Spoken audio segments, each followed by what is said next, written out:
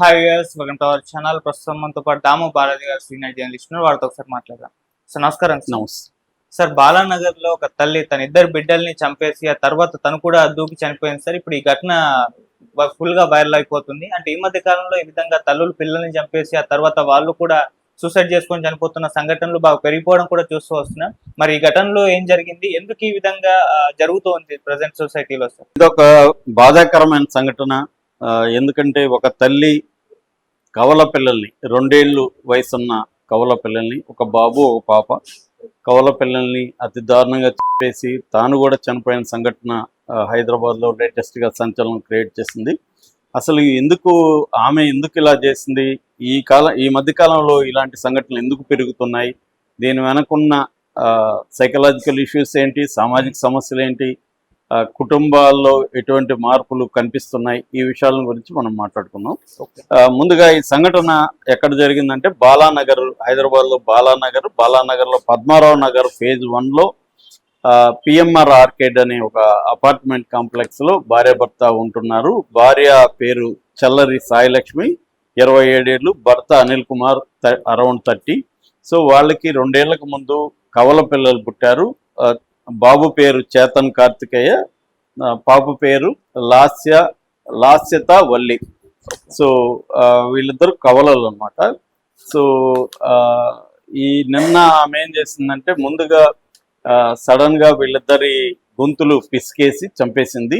ఇద్దరు పిల్లలకి ఏదో వాళ్ళ ఆకలి ఉంటే ఫుడ్ పెట్టింది. ఫుడ్ పెట్టిన తర్వాత వాళ్ళతో మంచిగా ఉండి సడన్ గా ముందు పాపని చంపేసి తర్వాత బాబుని గొంతు పిసికి చంపేసింది. 2 ఏళ్ళ పిల్లలంటే వాళ్ళకి ఏమి కూడా అర్థమయ్యే పరిస్థితి లేదు. చంపేసిన తర్వాత తానెళ్ళి ఆ బిల్డింగ్ పైకి వెళ్ళి అక్కడి నుంచి దూకి తను చనిపోయింది. సో ఇప్పుడు భర్తని విచారించారు, చుట్టుపక్కల వాళ్ళని బాలానగర్ పోలీస్ స్టేషన్ వాళ్ళు విచారించారు. అసలు ఎందుకు ఏమి ఇలా చేసింది ఏంటి అనేది పోలీసులు ఇంకా ఇన్వెస్టిగేషన్ జరుగుతుంది. ఇప్పటి వరకు అందుతున్న సమాచారం మేరకు ఏంటంటే భార్యాభర్తల మధ్య ఎప్పటి నుంచో గొడవలు ఉన్నాయి. ఆ గొడవల్లో ఈమె బాగా డిప్రెషన్కి లోనైంది. సో ఆమెకి ఏ రకంగానూ కూడా బతకాలనే ఫీలింగ్ రావట్లేదు. బతకాలని లేనప్పుడు పిల్లలు కూడా తాను లేకపోతే పిల్లల్ని పెంచలేరు, భర్త పట్టించుకోవడము, మళ్ళీ 2వ పెళ్లి చేసుకుంటాడు, పిల్లల జీవితం ఘోరంగా అవుతుందని చెప్పి ఆమె పిల్లల మంచి కోసమే ఆమె పిల్లల్ని చేసి తాను కూడా చనిపోయింది ఇది అని పోలీసులు ఇప్పుడు చెప్తున్నారు. అయితే ఈ సంఘటన మనకి ఇంకొంత సమాచారం వస్తే మనం ఇంకొంత డీప్గా అనలైజ్ చేయొచ్చు. కానీ ఓవరాల్గా ఈ మధ్యకాలంలో హైదరాబాద్లో కూడా ఈ సంఘటనలు పెరుగుతున్నాయి. ఆ మధ్య కూడా ఏప్రిల్లో జీడిమెట్లలో ఒక తల్లి 2 కొడుకుల్ని తరిమి కత్తితో నరికేసింది. దానికి కారణం ఏంటంటే 2 పిల్లలకు కూడా క్రానిక్ డిసీజెస్ ఉన్నాయి. వాళ్ళు టైంగా అయ్యే పరిస్థితుల్లో లేరు.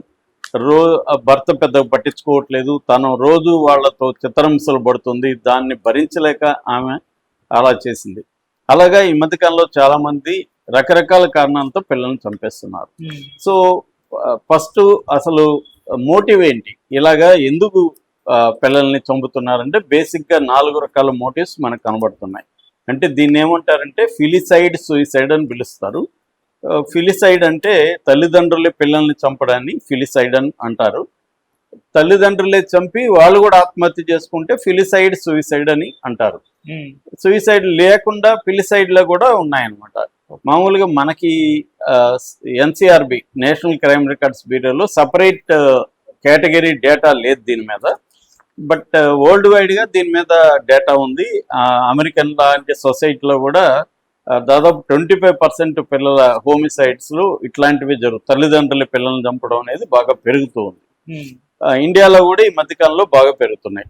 దీనికి నెంబర్ 1 కారణం ఏంటంటే రివెంజ్.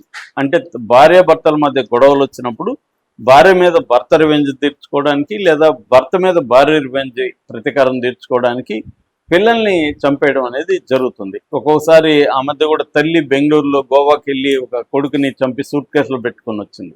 అది రివెంజ్ కిందకే వస్తుంది.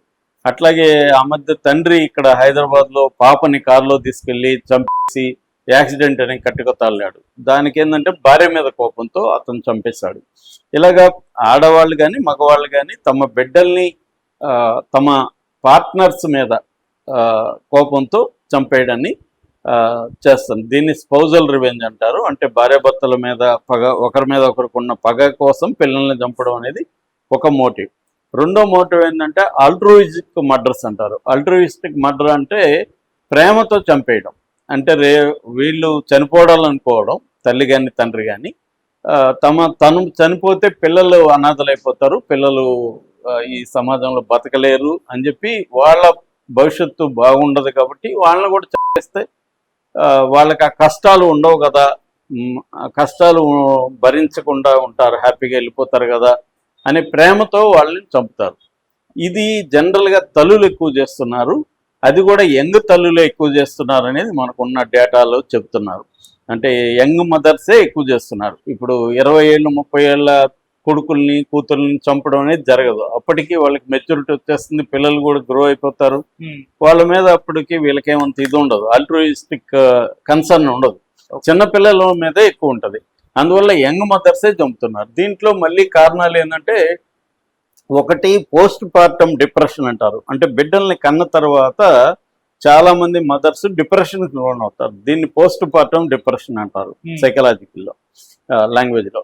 సో దీనివల్ల కూడా పిల్లల్ని చంపేస్తున్నారు. అందుకని అటువంటి మదర్స్ ఉంటే జాగ్రత్తలు తీసుకోవాల్సిన అవసరం ఉంది. వాళ్ళ ఇంట్లో వాళ్ళు, అంటే వాళ్ళకి సైకలాజికల్ ట్రీట్మెంట్ ఇప్పించాలి, కౌన్సిలింగ్ ఇప్పించాలి, అట్లాగే ఆమెను కొద్దిగా అబ్జర్వ్ చేస్తూ ఉండాలి. ఇట్లాంటి ఇది ఉంటుంది. మూడవది, వీళ్ళు అఫైర్స్ పెట్టుకుంటారు తల్లులు ఎక్కువగా. ఇది కూడా లేడీసే చేస్తున్నారు. తండ్రులు కూడా అఫైర్స్ పెట్టుకొని పిల్లల్ని చంపేసిన సంఘటనలు ఉన్నాయి. కానీ ఎక్కువ మంది ఈ మధ్యకాలంలో, నిన్న కూడా మా ఫ్రెండ్ చెప్తున్నాడు, వాళ్ళ ఏరియాలో ఇక్కడ కుందన్బార్గ్లో ఒక తల్లి దాదాపు 20 ఏళ్ల కుర్రాడిని చంపేసింది. ఆమెకు అఫైర్ ఉంది, ఈ కుర్రాడు తెలిసిపోయింది, అడ్డొస్తున్నాడని చంపేసింది. ఆ మధ్యకాలంలో మనకి చాలా సంఘటనలు ఇలాగా ఈ మధ్యకాలంలో వస్తున్నాయి. అంటే ఒక తల్లి భర్తని కూడా తినడానికి, 2 పిల్లలకి పెరుగనంలో విషం పెట్టి తర్వాత భర్తకు కూడా పెట్టబోతే ఆయన తినకుండా వెళ్ళిపోవడం వల్ల బతికిపోయాడు. నైట్ డ్యూటీ ఉంటే పిల్లలు చనిపోయాడు. అలాగా ఏంటంటే అఫైర్స్ పెట్టుకోవడం వల్ల, అఫైర్స్ పెట్టుకున్న లవర్గా ఉంటాడు కదా, వాడేం చెప్తాడంటే, నువ్వు పిల్లలు లేకుండా వస్తే నేను నిన్ను యాక్సెప్ట్ చేస్తా, నువ్వు మళ్ళీ పిల్లల్ని తీసుకొస్తా, నాకు బర్డన్ అవుతుందని చెప్తాడు. ఆ మధ్య కూడా మనకి ఎక్కడో మధ్యప్రదేశ్లో ఎక్కడో దీంట్లోకి తీసుకెళ్ళి, అక్కడ ఒక సరస్సు దగ్గరికి తీసుకెళ్ళి ఆ పాపని సరస్సులో ముంచేసి వేసిన సంఘటన మీద కూడా మనం చెప్పుకున్నాం. ఇదొక కారణం అన్నమాట. ఇది 3 కారణాలు. 4వ కారణం ఏంటంటే, ఆడపిల్ల కాబట్టి చంపేసే సంఘటనలు కూడా మనకి ముఖ్యంగా తమిళనాడు, రాజస్థాన్ లాంటి స్టేట్లలో జరుగుతున్నాయి. ఆడపిల్ల అంటే వాళ్ళకి ఇష్టం ఉండదు, ఆడపిల్ల బర్డన్గా ఫీల్ అవుతారు కాబట్టి ఆడపిల్లని ఒక్కొక్కసారి ఫోయిటిసైడ్ అంటారు. అంటే పిండాన్ని చంపడం ఆడపిల్ల వాళ్ళ టెస్ట్లో చేసుకుంటారు కాబట్టి, లింగ నిర్ధారణ పరీక్షల్లో తేలినప్పుడు అది బ్యాన్ చేశారు అందుకనే. కానీ ఒక్కోసారి డాక్టర్లు చేసేస్తున్నారు. చేసినప్పుడు ఆడపిల్లని తెలిస్తే గర్భంలోనే చంపేయడం, భ్రూణ హత్యలు అంటారు దాన్ని. లేదంటే బయట చిన్న బిడ్డలుగా ఉండేటప్పుడు చాలాసార్లు వడ్ల గింజలు గొంతులు వేయడం, అట్లాంటివి చేసి చంపేయడం. దాని మీద కరుత్తం అనే తమిళ్లో సినిమా కూడా తీశారు అప్పుడు. సో ఈ 4 రకాల కారణాలతో ఎక్కువగా ఇండియాలో తమ బిడ్డల్ని తామే చంపుకోవడం అనేది జరుగుతుంది.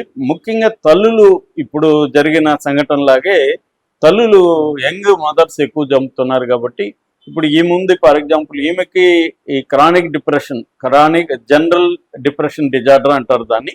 ఈ జనరల్ డిప్రెషన్ డిజార్డర్ ఎక్కువగా ఇలాంటి మదర్స్ లో ఉండే అవకాశం ఉంది. ఈ జనరల్ డిప్రెషన్ డిజార్డర్ ఏంటంటే సైకాటిక్ బిహేవియర్కి దారితీస్తుంది. వాళ్ళకి ఏంటంటే వేరే ఆల్టర్నేటివ్ కనబడదు లైఫ్లో. మామూలుగా ఇప్పుడు ఈమెకి భార్యాభర్తల మధ్య గొడవలు ఉన్నాయి, అది కామనే.